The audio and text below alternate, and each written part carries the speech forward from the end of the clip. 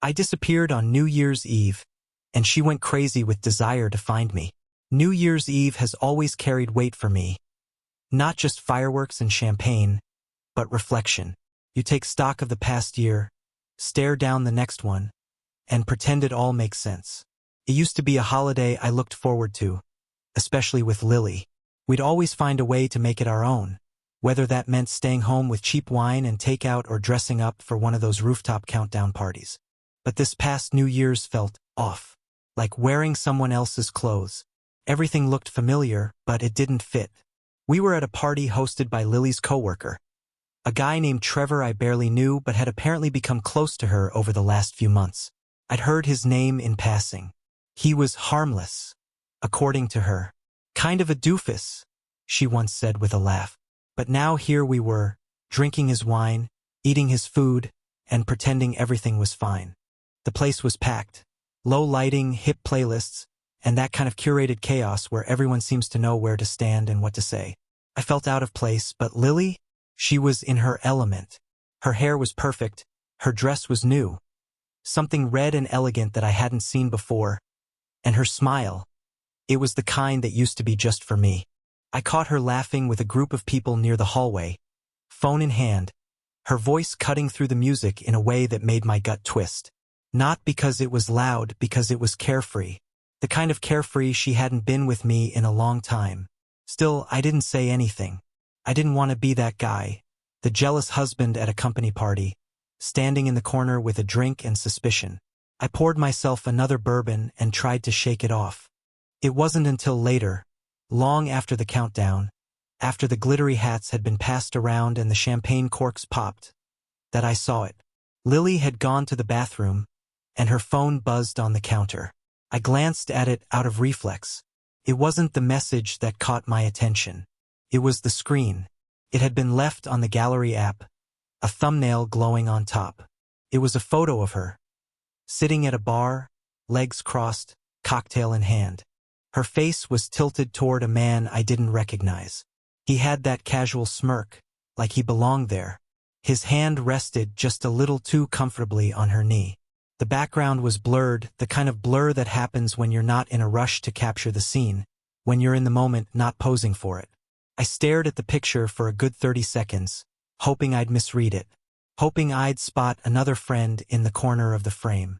Maybe it was part of a group *T. Maybe someone cropped out the rest? But no, it wasn't *mate, not in a graphic way but in the way her body leaned toward his.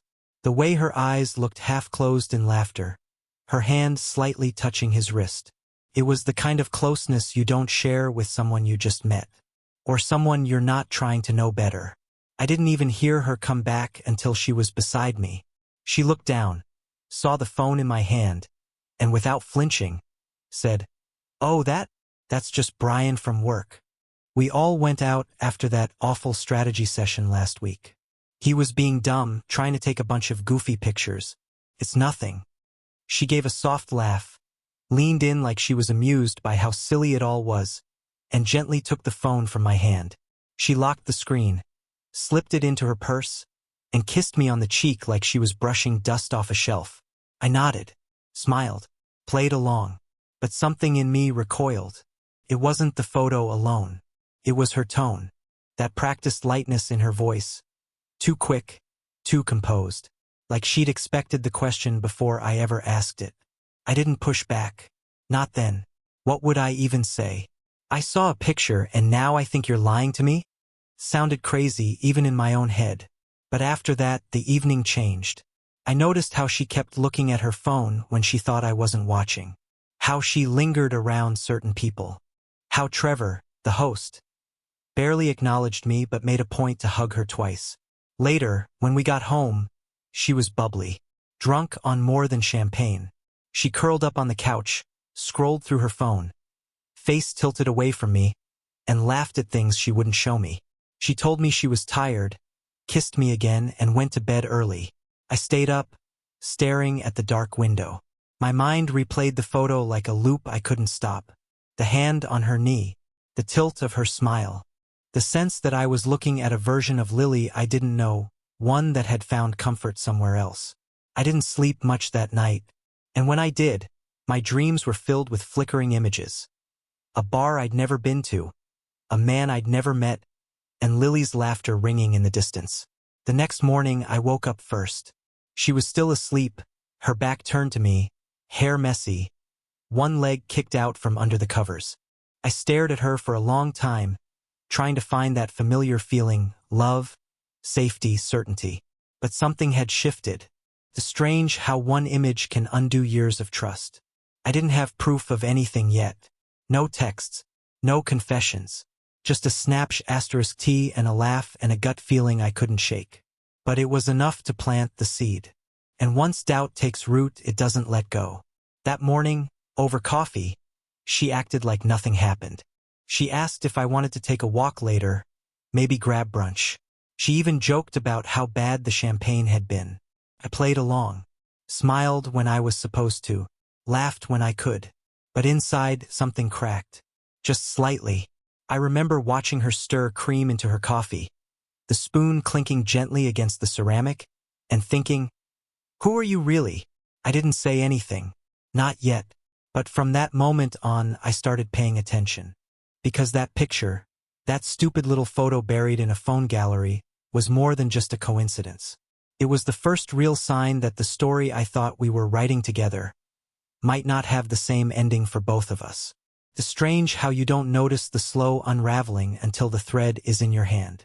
After that night, after that photo, I couldn't stop thinking. Not just about the man in the picture or the way Lily had brushed it off, but about the months leading up to that moment. It was like someone had turned on a blacklight and I was finally seeing all the stains I'd missed. The signs had been there. Obvious, maybe, but I hadn't seen them for what they were.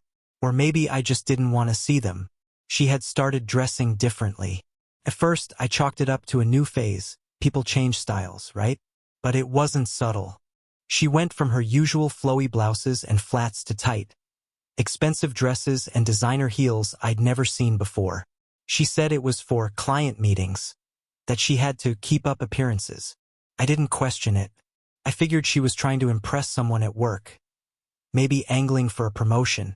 Now I wasn't so sure. There were other things. The new perfume. It wasn't the soft lavender she used to wear. This one was sharper, bolder. The kind of scent that announces you before you enter a room. I asked about it once, and she said a friend gave it to her as a holiday gift. She couldn't remember which friend.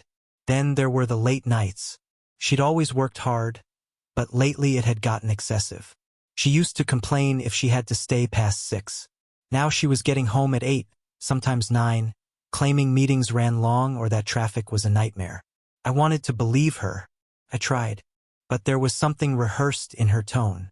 Like the lines were memorized. And her phone, the phone. Always face down. Always on silent. She used to leave it lying around, unlocked, forgotten on the couch or kitchen counter. Now it was practically glued to her hand. If I so much as glanced at it, she would turn it away like I was trying to read her diary. One time it buzzed during dinner just once. She didn't even look. Just got up, took it into the hallway, and whispered something I couldn't make out. When she came back, I asked who it was. "Work," she said. "It's nothing." It was always nothing. That was her favorite word now. Everything suspicious. Everything just slightly off. Nothing. A late night? Nothing. New jewelry she couldn't explain? Nothing. A spa weekend with no photos, no receipts, and no friends I could confirm? Still nothing. I started to keep track. Quietly in my head. The red dress. The perfume. The new earrings. Small, silver, delicate. That she claimed a coworker had given her after landing a deal. Then there was the necklace. A thin gold chain with a small emerald pendant. She wore it constantly, even to bed. Said it was from her sister. When I asked which one, she blinked like she'd forgotten she had two. It was little things. Fragmented pieces. On their own, they meant nothing. But together, they started forming a shape I didn't want to recognize. Weekends had changed, too. We used to spend them together, grocery shopping, walking around the lake, staying in with bad movies and worse wine. Lately, she'd been busy. Booked with plans that never included me. Spa day with Kelsey, she'd say. Brunch with the girls. Just need some solo time. I'd offer to tag along just to be nice. She'd laugh and shake her head. It's just girl stuff. You'd be bored out of your mind. I started noticing how often these plans popped up last minute. She'd tell me on Saturday morning that she had something she forgot about, and then be gone for hours. Once, she came home with her hair wet and her makeup smeared, said she got caught in the rain. But the sky had been clear all day. It wasn't just the things she did. It was what she stopped doing. She used to talk to me about everything. Her clients, her coworkers, what some stranger at the coffee shop said to her. Now the silence had taken up residence between us, comfortable like it had always belonged. She stopped asking about my day, stopped laughing at my dumb jokes, stopped touching me, not even casually. I remember reaching for her hand one night while we were watching TV. She flinched, barely noticeable, but enough to freeze me in place. I pretended I hadn't seen it. She pretended nothing happened. We both got very good at pretending. I didn't want to confront her. Not yet. I told myself I needed more than hunches and patterns and perfume. I needed something solid, something undeniable. But the truth? I wasn't ready, because if I confronted her and she lied, I'd have to live with that. And if she told the truth, if she confirmed what I already suspected, then everything would change. So instead, I waited. I paid attention. I studied her the way you study someone you used to love, searching for cracks in the surface, hoping you're wrong, dreading that you're right. One night, I tried something small. I asked if I could borrow her phone to look up a restaurant. My own battery was dead. She hesitated. Just a second, not long, but it was there. She opened it for me, handed it over with the browser already on the screen. Her messages icon sat in the corner like a locked door. I didn't pry. I searched for the restaurant, thanked her, and handed it back. Later, I saw her delete something. She thought I wasn't watching, but I was. After that, I started noticing new names, people she mentioned in passing who didn't exist before.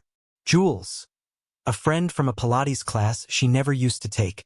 Aiden, a guy from the partner team. I asked about them casually. She kept it vague. You'd like Jules, she said once. She's fun, but she never brought her around, never invited her over. And Aiden? He came up twice, only twice. Both times her eyes shifted left, then down. Noticed it once, thought it was a coincidence. Noticed it again, realized it wasn't. It all started to feel like I was living next to someone I didn't recognize. Same face, same voice, but different. Like I'd been swapped into a version of our life that looked identical on the surface but was hollow underneath. I couldn't remember the last time we had a real conversation. Not about bills or groceries or weekend plans. A real one. About dreams, fears, each other. I couldn't remember the last time she kissed me like she meant it.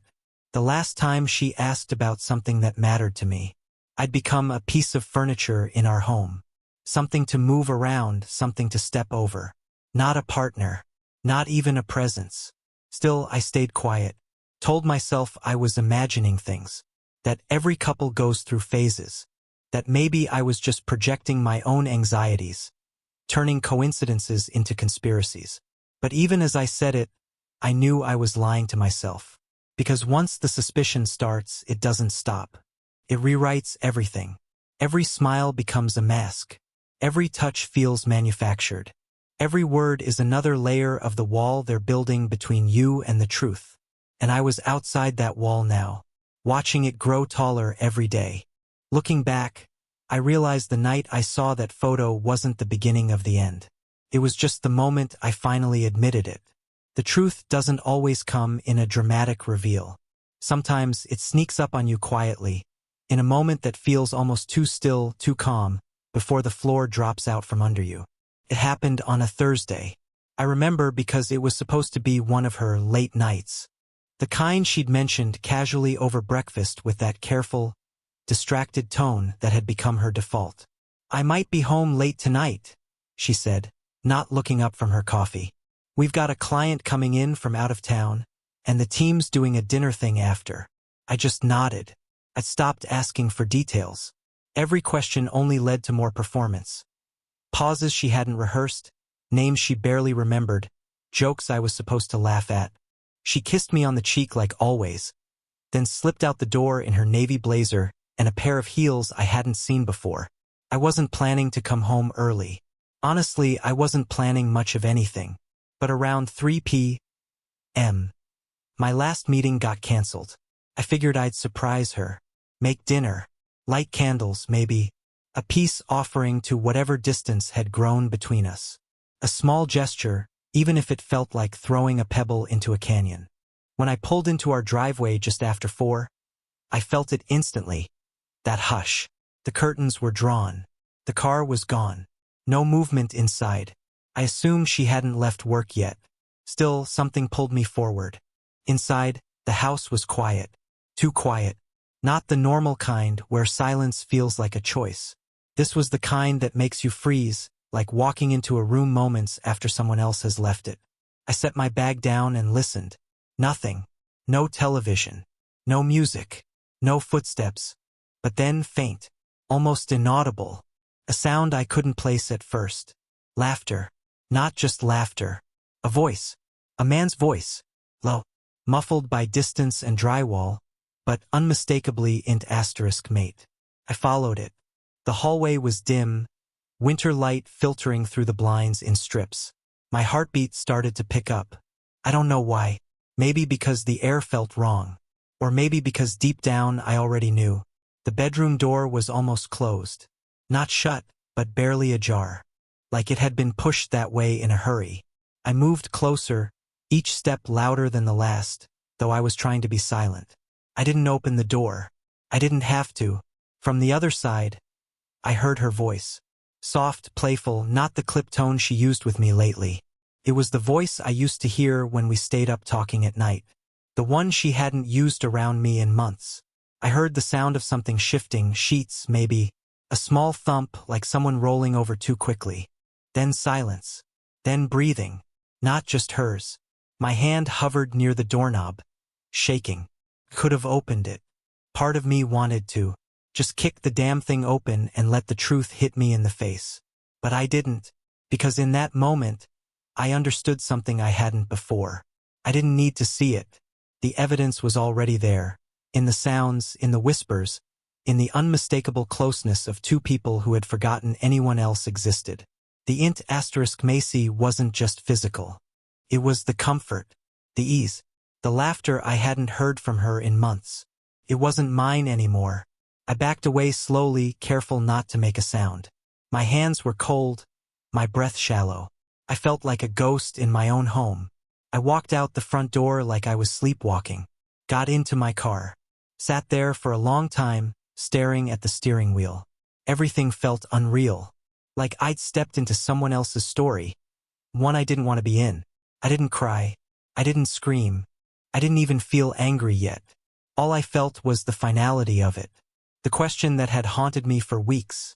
Was she cheating? Had answered itself. Not in text messages or phone logs. Not through confession or confrontation. But in the quiet betrayal of laughter behind a half-closed door. She hadn't chosen me, and for the first time I stopped pretending I hadn't known. I drove aimlessly for hours, past the grocery store, the gym, the park where we used to walk on Sundays. Every turn I took brought back some memory, some echo of the life we used to share. But it all felt hollow now, like revisiting the set of a play that had long since closed. Eventually, I found myself parked at a gas station on the edge of town. I sat there in the dark, headlights off, trying to figure out what to do next. I didn't want to go home. Not yet. Maybe not ever. I didn't want to call a friend. I couldn't bear the sound of someone else's sympathy. Couldn't stand the idea of explaining what I didn't fully understand myself. So I just sat there. Let the silence wrap around me. At some point, I opened the glove box and took out the spare key to our beach cabin. The one my dad had left me. It was barely more than a shack by the water, but it had always felt like an escape. That night I drove there. I didn't leave a note. I didn't text her. I didn't call. The house I left behind, our house, still had her perfume in the air, still had our framed photo by the staircase. But I couldn't breathe in there anymore. It felt like a crime scene with no body, just 1,000 small pieces of evidence no one had cataloged yet. At the cabin, I didn't turn on the lights. I just sat on the floor for a while, my back against the wall, letting the ocean wind leak through the windows and cut through the numbness. Somewhere between midnight and morning, I found myself standing in the bathroom, staring at the mirror. I looked tired, older. My face was pale, my jaw clenched. I took the glass from the sink, the one I always used for mouthwash or water, and set it gently on the shelf. Then I packed a small bag, grabbed a blanket, and collapsed on the couch. I slept hard, deeper than I had in weeks. No dreams, just the steady thrum of waves outside and the quiet hum of grief settling in. The next day, I checked my phone. Dozens of missed calls. A string of texts from Lily, all time-stamped after 11 p.m. Where are you? You didn't come home. Is everything okay? Jacob, I'm worried. Please call me. Are you mad about something? I don't understand what's going on. Please, just talk to me. There were more. Rambling ones. Desperate ones. She even posted on social media the day after. If anyone's seen Jacob, please reach out. I'm scared something happened. Her profile photo still showed us smiling on our last anniversary. People started commenting. Friends messaged me. My inbox flooded with concern. Coworkers, old classmates, even an ex from years ago. It was like I had died and no one told me. But I wasn't missing. I was just gone. People talk about disappearing like it's an event. One big, dramatic act. But the truth is, it happens slowly, one small choice after another until you're no longer the person people recognize. Until even you don't recognize yourself. In the days after I left, I tried to make myself small. The cabin was perfect for that. A leftover from my father's life, tucked away on a strip of coast that tourists only discovered in the summer. In January, it was desolate, gray skies stretching over restless waves, the air salty and damp. No one asked questions here.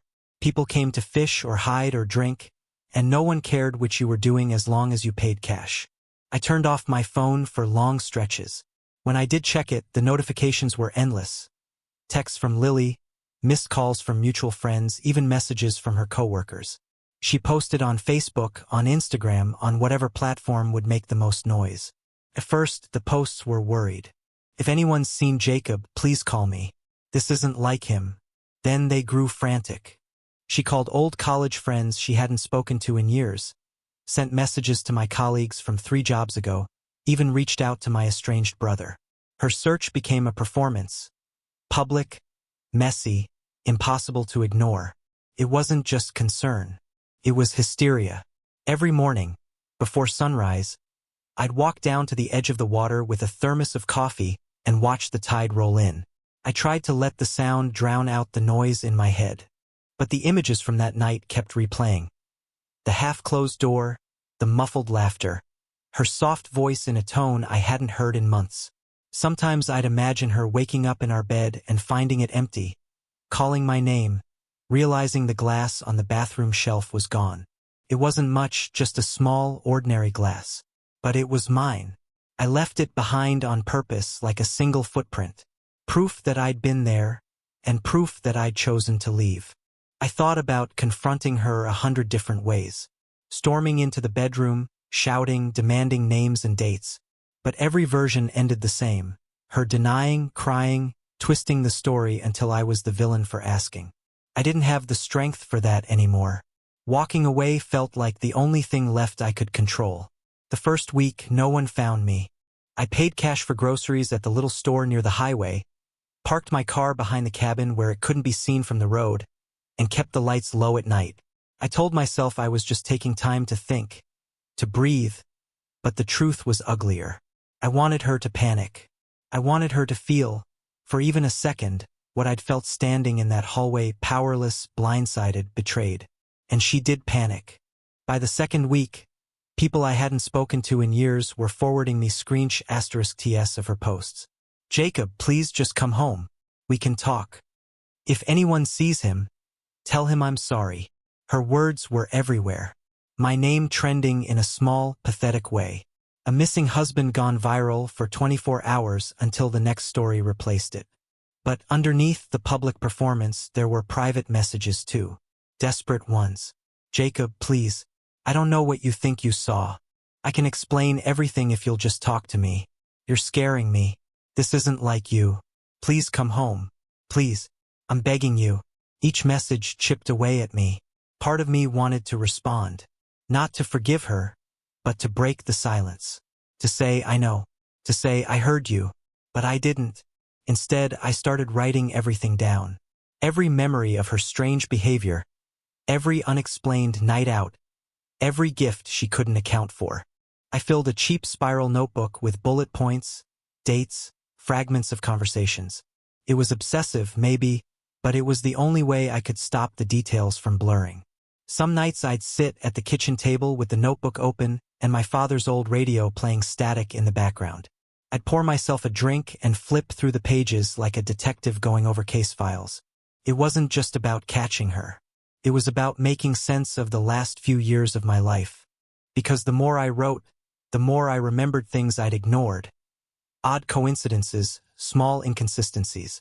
Like how she'd known my favorite cafe before we met. How she'd accidentally run into me at a bookstore across town. A place I'd only mentioned once online. How she'd laughed it off as fate when I asked about it. At the time, it felt romantic. Destiny. Now, in the gray light of the cabin, it felt like a pattern. Her public search for me only intensified. She called local hospitals, police stations, even posted in neighborhood groups. People left comments about how worried she must be, how devoted she was. I scrolled through them sometimes, feeling like a ghost watching my own funeral. Everyone painted her as the heartbroken wife. No one knew the truth. But the strangest part wasn't her messages. It was how they shifted over time. The first week, frantic. The second, pleading. By the third, a new tone crept in. Why are you doing this? Do you think this makes you look like the good guy? If you don't come back soon, you'll regret it. Reading those words, a chill ran down my spine. The mask was slipping. The performance of the worried wife was cracking, and something sharper was showing through. I'd sit on the porch at night, her messages glowing on the screen, and feel the distance between us widen. Not just physical distance, something deeper. I realized then that I wasn't just hiding from a cheating spouse. I was hiding from someone who had built a life around controlling me. Someone who was furious now that she couldn't. Out here, on the edge of the ocean, I was nobody. Just a man in a small cabin with a notebook full of dates and a head full of ghosts. But even in my self-imposed exile, I could feel her reaching for me, clawing at the edges of my absence, trying to drag me back into her orbit. Sometimes, late at night, I'd imagine her sitting in our kitchen, phone pressed to her ear, eyes red from crying. Sometimes I'd almost pity her. Other times I'd picture her not crying at all, just calculating, already plotting her next move. Those were the nights I double-checked the locks. Because I'd started to suspect something I couldn't yet prove, that this wasn't just about an affair, or even about me disappearing. There was a bigger story I hadn't uncovered.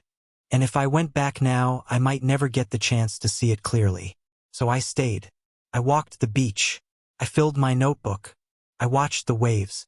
And I waited for the noise from the outside world to fade enough for me to hear the truth inside my own head. But even as I tried to disappear, part of me knew it wouldn't last. Lily wasn't done with me, and I wasn't done with the past. About 3 weeks into my self-imposed exile, I stopped thinking of the cabin as temporary. I bought a second-hand dresser from a woman 2 towns over and sanded it down myself. I started keeping my toothbrush in the mug by the sink, instead of in my bag. I learned which corner of the living room got the most light in the morning, and I rearranged the couch to face it. I wasn't just hiding anymore. I was living. That's when I found the box. It wasn't hidden. Not really. It was in the back of the closet in the spare room, the one that had mostly become storage for stuff left behind by my dad. I'd been cleaning, trying to give myself a project. I moved some old fishing gear, a rusted tackle box, a stack of forgotten books. Then I saw it. A simple, black cardboard box, sealed with a single strip of duct tape. Unmarked, untouched. At first, I assumed it was his. My dad had been a quiet man with a habit of hoarding things he didn't need. But something about the box felt wrong. It wasn't dusty. It hadn't yellowed like the other cardboard. It looked recent. I sat down on the floor and peeled the tape off. Inside were photographs. Hundreds of them. All of me. Not just from recent months. Not just from the marriage. Some were years old, older than our relationship, older than when we'd supposedly met. There was one from my college graduation. One from the summer I'd lived in Seattle. One of me sitting in a cafe I used to visit every morning before work, taken from outside the window. Another of me walking through a parking garage, mid-step, looking at my phone. They were all candid. None posed. None that I remembered anyone taking. My hands began to shake. I pulled out one photo after another, laying them on the floor in rows. They spanned years, entire chapters of my life. From the job I'd held in Boston, to a trip I took with friends in Denver, to a wedding I'd attended in 2012. In one photo, I was standing on a subway platform. In another, I was jogging through a park. Always alone. Always unaware I was being watched. I checked the back of one. A date. Scribbled in red ink. June 11th, 14. That was 3 years before I met Lily. At least before I thought I met her. I sat there in silence, surrounded by the pieces of my own life, and tried to breathe. The story I'd believed. The meet-cute at a bookstore. The shared glance over matching paperbacks. The awkward first conversation. It was a lie. Or maybe not a lie, but a performance. A script she'd written years in advance. Our first date? A coincidence, she'd said. She just happened to be at the same bar. But now, looking at these photos, I realized there were no coincidences. Every bump in, every shared interest, every time she just happened to get my joke or remember a story I'd told. All of it had been studied, practiced. I wasn't her soulmate. I was her project. I gathered the photos and carefully placed them back in the box. My heart was hammering in my chest. I stood up, closed the closet door, and locked it from the inside without knowing why. Then I sat at the kitchen table and stared at nothing for a long time. There had been red flags before, things I'd brushed off as quirks. Like the way she always seemed to know when I was having a bad day, even if I hadn't said anything. Or how she already knew what brand of cereal I liked before I'd ever mentioned it. Or how she'd once told me a story about my favorite vacation. A story I'd never shared with her. And when I asked her how she knew, she'd said, "You must have told me. Probably just forgot." I thought I had forgotten. But maybe I'd never told her anything. Maybe she'd known all along. I didn't sleep that night. Every time I closed my eyes, I saw those photos. My own face unaware. My own life dissected. In the morning, I opened the box again. I wanted to make sure it was real, that I hadn't dreamed it. I dug deeper this time. Beneath the photos were envelopes. Inside them were notes, handwritten, pages and pages of observations. Jake prefers strong coffee, no sugar. Never talks to his coworkers after 5 p.m. Calls his mom every Sunday at 7. Stayed late at the office second time this week. Talked to barista for 5 minutes. She smiled twice. No visible reaction from him. They read like surveillance logs. Each line was dated. Some notes were years old. Others matched events from recent months. There was one entry that stopped me cold. First approach planned for July. Use bookstore safe location. Repeat the old bike lock trick. He responds to helpful gestures. I remembered that moment. Her bike lock had gotten jammed outside the store. I'd offered to help. She'd laughed, made a joke about damsels in distress. We'd gone for coffee after. It had all felt spontaneous. But it wasn't. She'd chosen the scene, written the script, cast herself as someone I'd like. And I had fallen for it word for word. The illusion of fate, that's what she sold me. And I bought it. I didn't know what to do with this information. I couldn't call anyone. I couldn't report it. What would I even say? That my wife had been watching me for years before we met? That she orchestrated our relationship like a con? There was no crime I could name. No proof I could explain. just a box full of truths I didn't ask for. I considered burning it, taking it down to the beach and letting the wind carry it away. But something stopped me. Maybe I needed the proof. Maybe I was afraid she'd say I imagined it, that I was paranoid, delusional, that I'd snapped. Keeping the box made it real. I placed it under the bed and pushed it to the far wall. Then I sat down and tried to remember every moment of our relationship. Not the happy parts, the parts that had felt too perfect, too easy. I tried to remember if I'd ever made a choice that hadn't already been made for me. Because if our beginning had been constructed, what else had been? That afternoon, I opened my laptop for the first time in days. My heart was still pounding, and what I found there only made it worse. In the corner of my suitcase, I found a tiny device, too small to be accidental. Later, on my laptop, hidden folders revealed audio deepfakes of my voice and forged documents in my name. Then I noticed a man in town watching me. Never speaking, always gone when I turned. It wasn't just Lily anymore. Someone else was involved. I was being copied, studied. A new identity was being constructed, mine but not mine. I returned to my late father's coastal home, ready to stop running. When Lily found me, her words meant nothing. Her love had never been real, only possession masked as devotion. I told her I was done, and for once, she didn't chase. A year later, I worked quietly in a bookstore by the sea. No more shadows, no more lies, just silence, therapy, and the slow rebuilding of a life I finally recognized as mine.